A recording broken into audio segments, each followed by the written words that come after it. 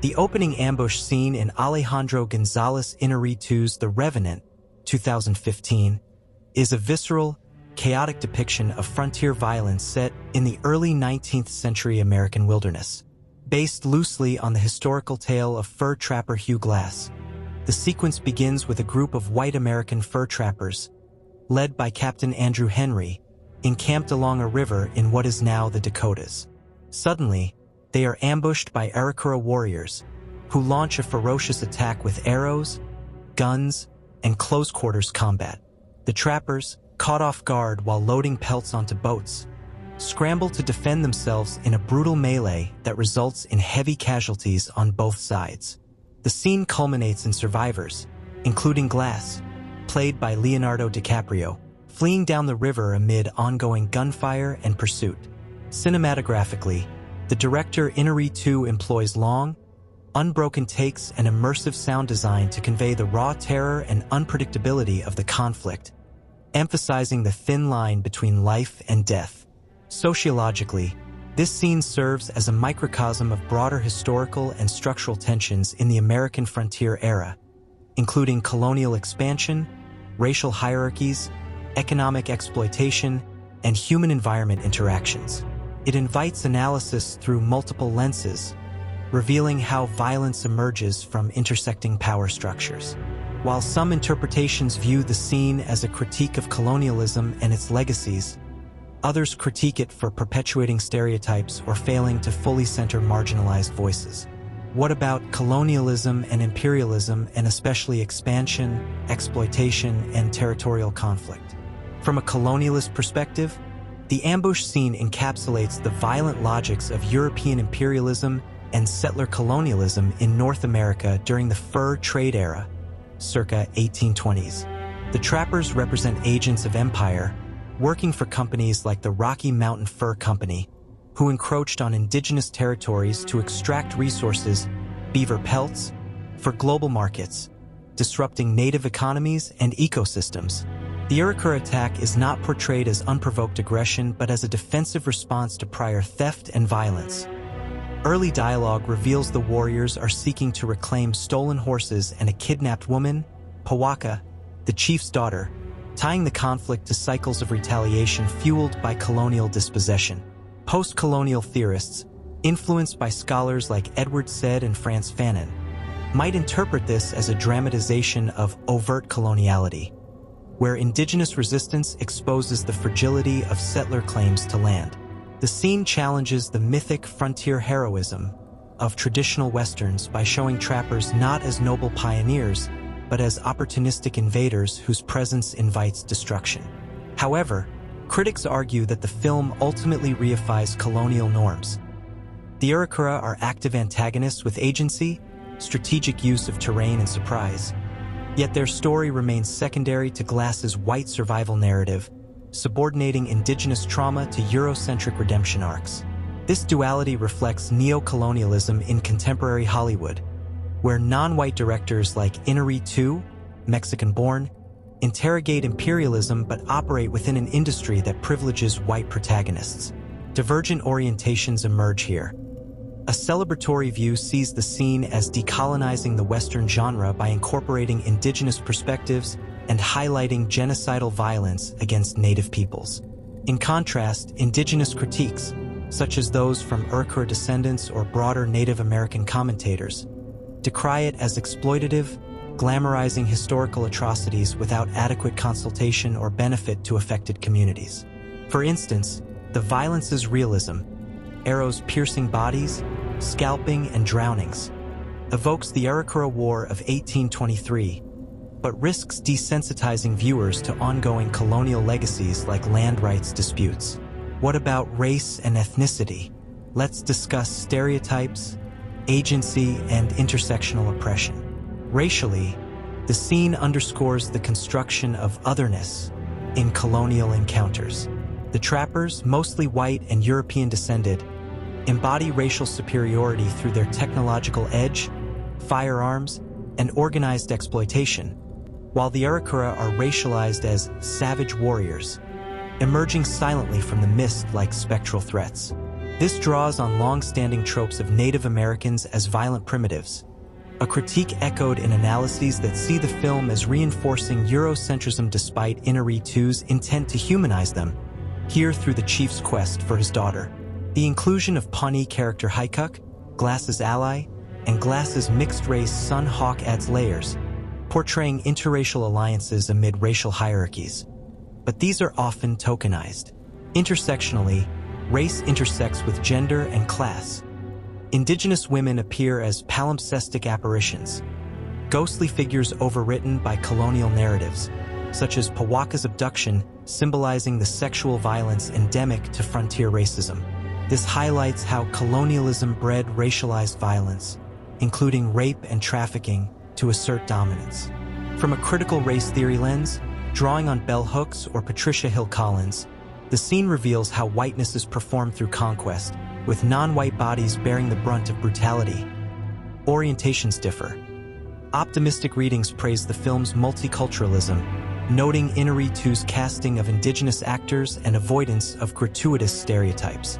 Pessimistic ones, particularly from indigenous feminists, argue it fails to represent Native resilience fully, instead using racial violence as spectacle for white audiences, perpetuating epistemic erasure.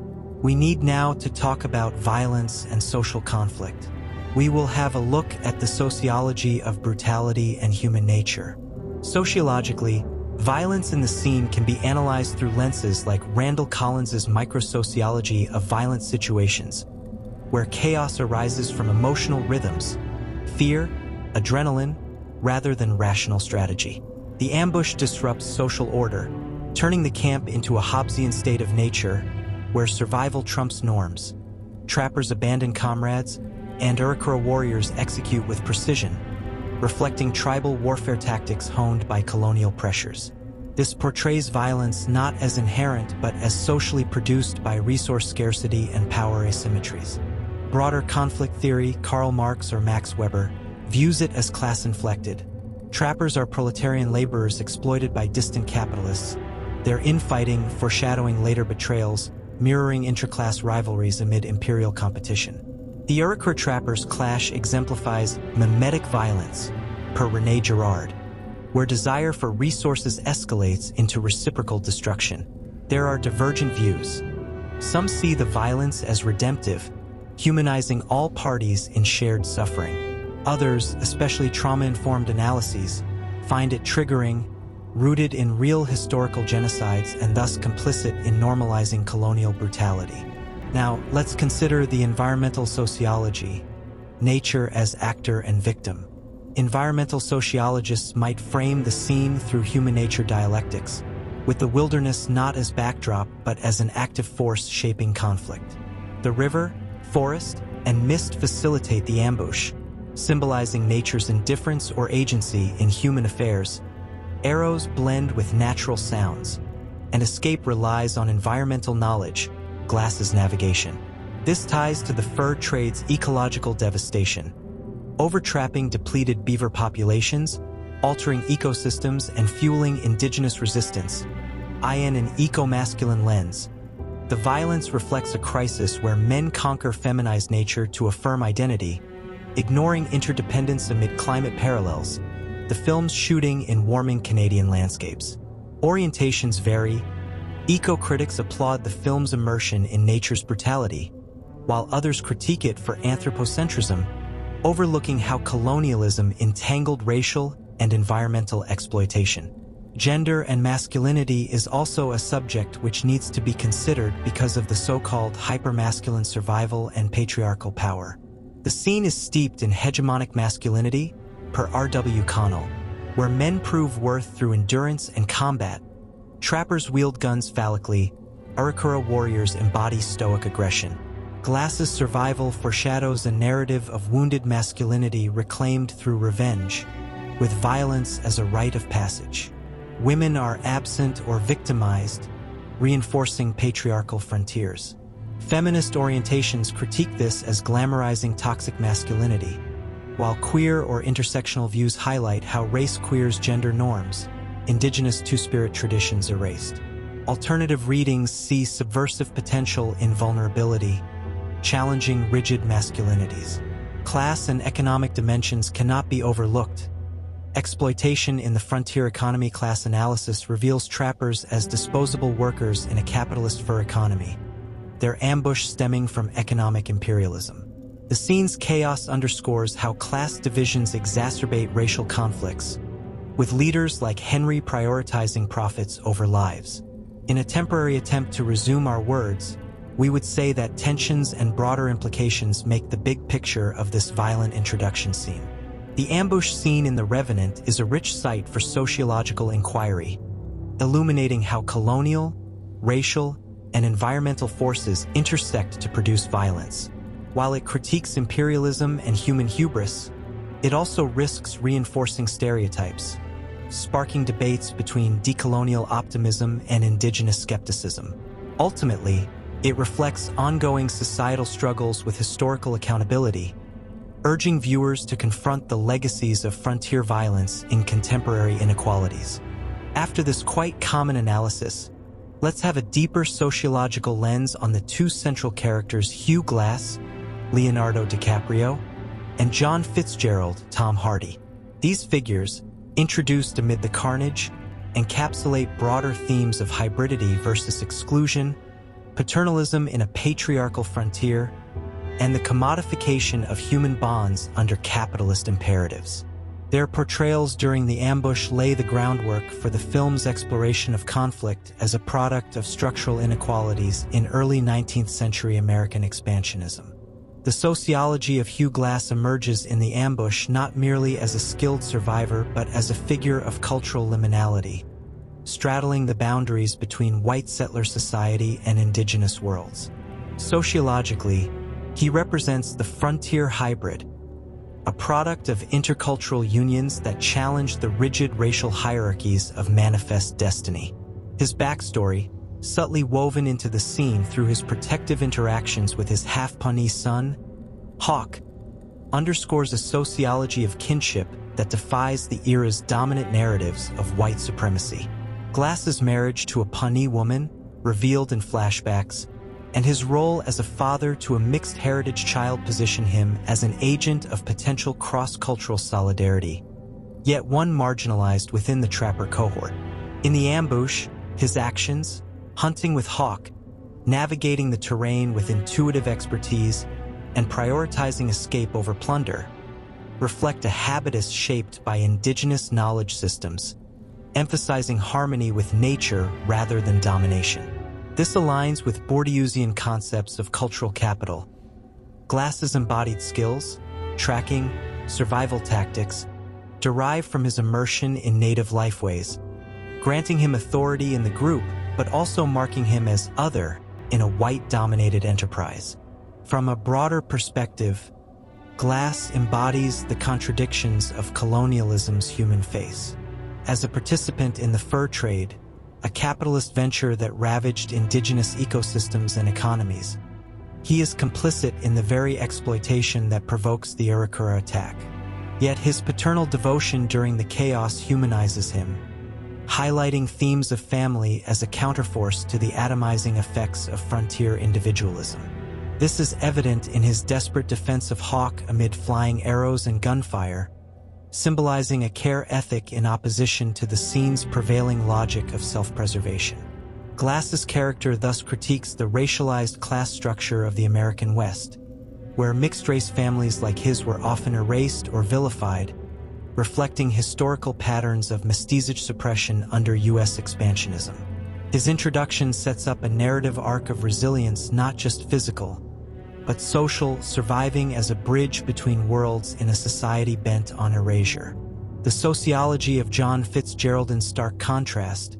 Fitzgerald is introduced as the archetype of the alienated proletarian in a proto-capitalist wilderness, embodying resentment and instrumental rationality. During the ambush, his frantic, self-serving combat, scrambling for weapons, prioritizing pelts over comrades, reveals a character forged in the crucibles of class exploitation and racial trauma.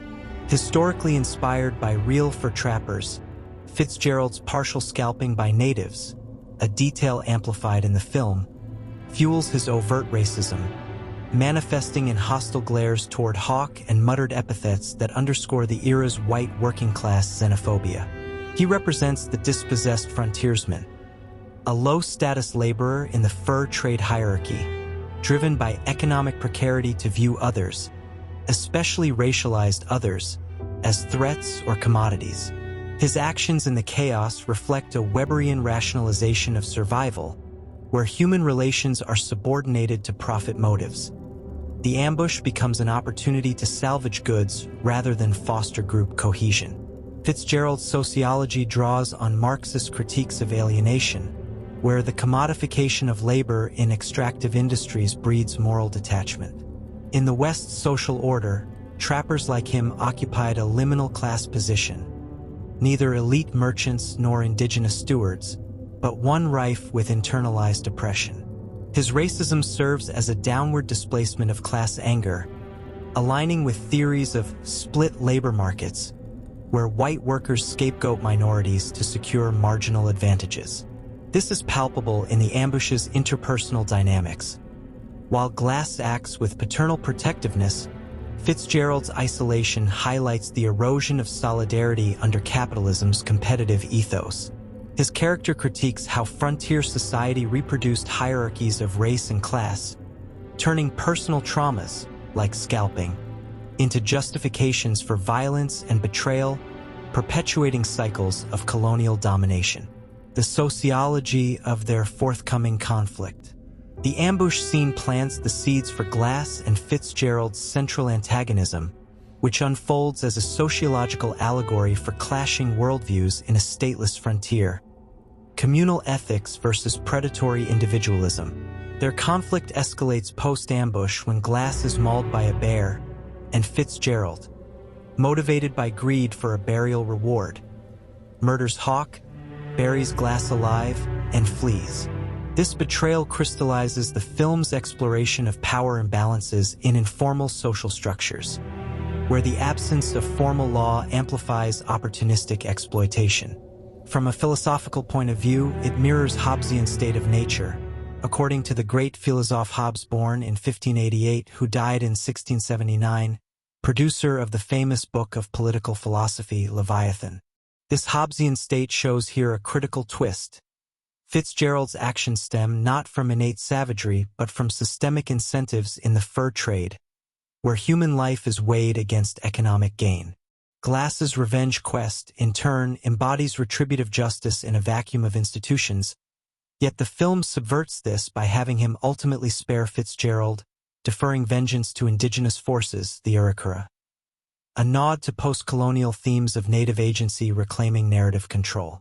At its core, their feud interrogates the masculinity and ethics in colonial capitalism. Glass's pursuit reflects a Durkheimian solidarity rooted in familial bonds and moral obligation, challenging the enemy of frontier life. Fitzgerald, conversely, personifies rational choice theory gone awry. His betrayals prioritize short-term self-interest, exposing how class desperation intersects with racism to fracture social ties. Broader themes of racial reconciliation emerge, with Glass's hybrid identity clashing against Fitzgerald's exclusionary whiteness, symbolizing unresolved tensions in American multiculturalism.